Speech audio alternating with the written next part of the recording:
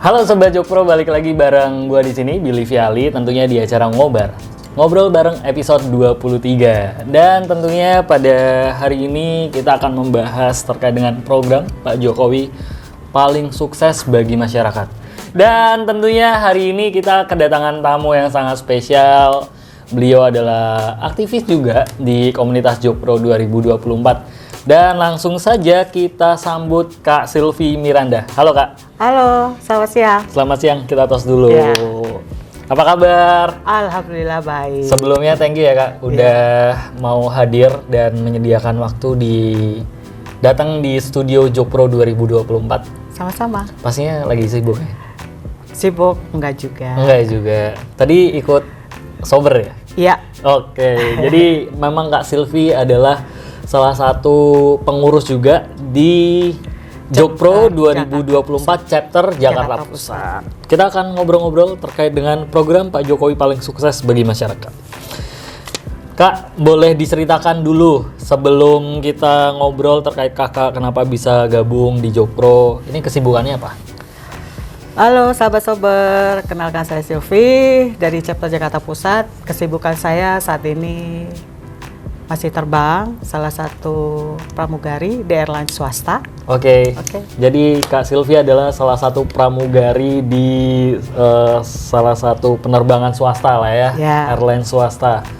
Ngomong-ngomong, kakak kan pramugari nih. Terus kenapa tertarik terjun untuk berorganisasi? Ini kan kita adalah organisasi atau sebuah komunitas dan politik pula. Boleh diceritakan kenapa awalnya bisa tahu Jokpro 2024 dulu deh, gimana? Karena saya melihat awalnya ya, saya terbang ke daerah, saya lihat ini isi, tujuan, dan idenya itu sama dengan keinginan saya. Oke. Makanya saya join ke Sahabat Sober. Oke, ke Sobat Jokpro ya? Iya, Sahabat Jokpro. Berarti ngelihatnya dari mana? Pertama tahu Jokpro 2024 tuh baca berita kah?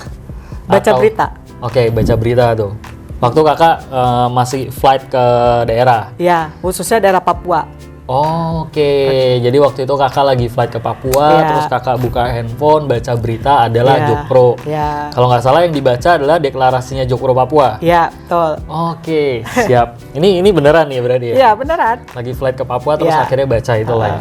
Dan akhirnya tertarik. Terus ngontek siapa? Dihubungin siapa atau mencoba menghubungi siapa waktu itu? Saya saat itu ada teman kenal, jadi saya bisa nggak saya ikut gitu. Tujuan idenya sama nggak nih kata gitu. Visi misinya. Oke. Akhirnya saya tertarik. Oke, dan sekarang aktif dan kakak menjadi sekretaris. Oke. Nah, emang nggak mengganggu aktivitas kakak, flight, terbang segala macam? Kakak kan pramugari nih, pasti jam terbangnya tinggi dong. Ya. Kalau dipikir-pikir, ngapain gue ikut ginian gitu? Mending gue terbang. Atau kakak punya insight tersendiri atau apapun? Gue pengen aktif deh di organisasi ini. Gitu. Alasannya kenapa? Alasannya sebenarnya saya senang ya lihat kemajuan Pak Jokowi ini ya. Kalau kita terbang ke daerah pada saat zaman dulu itu sangat-sangat beda dari harga minyak, Pertamina, air galon, belum lagi gas LPG. Nah, untuk menyesuaikan waktu, saya pribadi sebenarnya bisa. Jadi bisa diatur. Minta tolong sama orang scheduling tentunya. Kerjasama, komunikasi dan koordinasi intinya. Jadi kakak merasakan perbedaan. Dulu kan kakak jadi pramugari dari tahun berapa kak? Tahun 96. Tahun 96 udah jadi pramugari. Iya. Sampai sekarang berarti udah hampir 25 tahun ya? Iya, lebih kurang. Dan banyak perbedaan. Kakak dulu flight ke daerah-daerah sama sekarang? Banyak sekali. Perbedaan dan kemajuannya sangat pesat. Sangat pesat ya, apalagi dipimpin sama Pak Jokowi. Apalagi sekarang ini ya, airportnya semakin banyak ya. Iya, dan semakin bagus sarana dan transportasinya. Kalau boleh diceritakan Kak, flight di domestik khususnya Indonesia paling bagus kemana? Sebenarnya sih bandara yang zaman dulu udah bagus tuh Biak ya, Papua. Oke. Biak. Dari dulu tuh emang udah bagus. Ya, dari dulu tuh memang sudah bagus. Oke. Karena pesawat Amerika juga landingnya di Biak kan. Oke. Transit Biak baru Honolulu. Dan itu hanya pesawat airlines Garuda saja. Sekarang kemajuannya sangat pesat untuk bandaranya dan sudah tertib. Oke. Sudah tertib ya? Ya.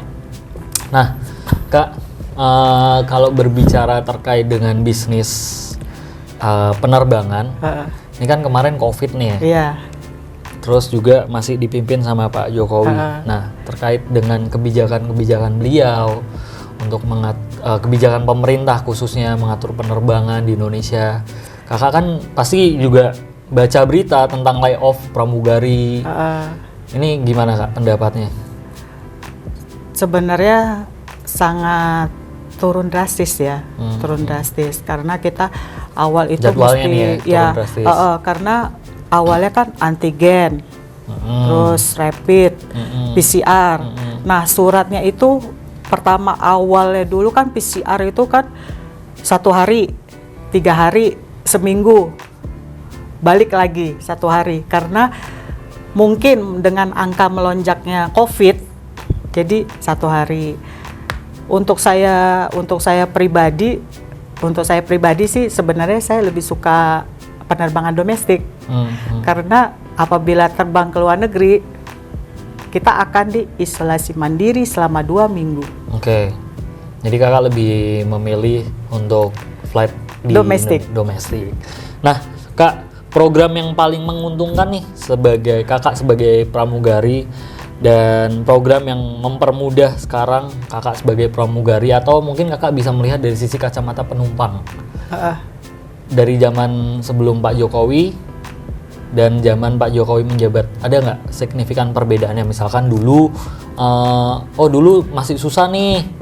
Nah sekarang yang bikin Kakak, sekarang gampang ya ini aksesnya atau apapun. Itu ada nggak Kak?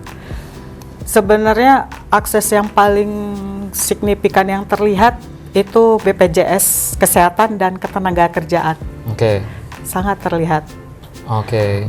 Seperti dulu tuh kita untuk asuransi itu harus biaya sendiri, cover sendiri.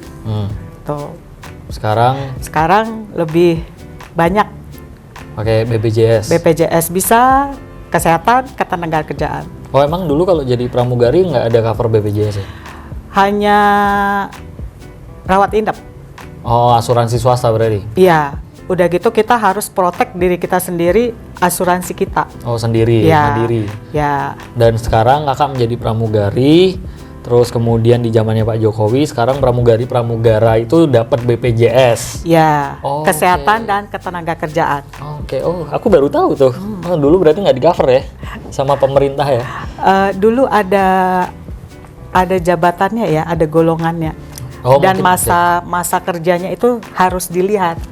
Barulah di cover BPJS Kesehatan dan Ketenagakerjaan. Kalau sekarang semua pramugara atau kru-krunya di cover semua. Oke, ya itu salah satu yang menguntungkan ya di eranya Pak Jokowi IC. Nah, Kak cerita dong pesan dan kesannya selama Kakak bergabung di komunitas Cupro 2024.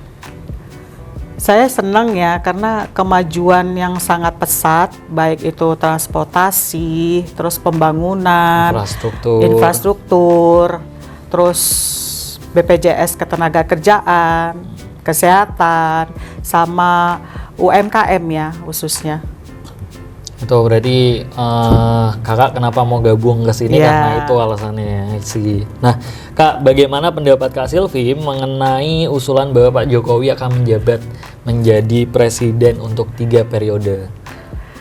Saya setuju. Dan saya mudah-mudahan Bapak Jokowi beserta Pak Prabowo mau dan bersedia untuk memimpin kembali negeri Indonesia tercinta ini untuk 3 periode. Harus ya Kak? Harus. Supaya semangat. Indonesia semakin aman, damai dan tertib, sejahtera. Bener banget. Nah, menurut Kak Silvi nih, program-program Pak Jokowi apa saja nih yang sukses mensejahterakan rakyat yang Kakak tahu? UMKM, BPJS Ketenagakerjaan, kesehatan, yang sudah ada tolong dipertahankan. Oke, itu program-program beliau ya, yang Kakak rasakan ya. Yes. I see. Nah, ada nggak sih Kak masukan buat pemerintah yang sekarang agar membuat program terbaru atau mempertahankan yang sudah ada untuk rakyat Indonesia semakin sejahtera? Mempertahankan itu alangkah lebih bagus. Oke. Jangan dihilangkan. I see. Nah, kalau untuk kemajuannya, saya rasa ditingkatkan lagi ya buat BPJS-nya. BPJS-nya ya Kak? Ya. Emang kenapa nih Kak dengan BPJS-nya? Gimana ya? Buat ngurus administrasi di lapangannya susah? Satu susah. Kalau di daerah semakin jauh, misalnya contoh di Papua, nggak usah saya sebutkan Papua, itu susah sekali.